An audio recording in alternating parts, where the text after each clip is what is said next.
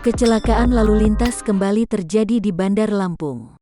Mobil pickup nomor polisi B9486BJ menghantam sebuah pohon di pinggir Jalan Cikditiro, Kelurahan Beringin Raya, Kecamatan Kemiling, Bandar Lampung, Kamis tanggal 22 April tahun 2021 sekira pukul 22 waktu Indonesia Barat.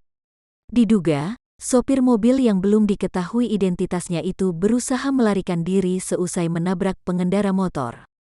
Tabrak lari itu terjadi di sekitar Kelurahan Susunan Baru, Kecamatan Tanjung Karang Barat, Bandar Lampung. Saat berupaya kabur, sopir tersebut justru kehilangan kendali hingga akhirnya menabrak sebuah pohon di pinggir jalan.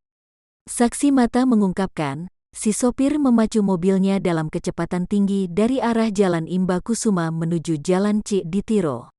Ada dugaan lain pelaku dikejar oleh kerabat korban. Setelah mobilnya nabrak pohon, pengendara motor ini berhenti dan menghajar sopir mobil, ujar Uce, saksi mata.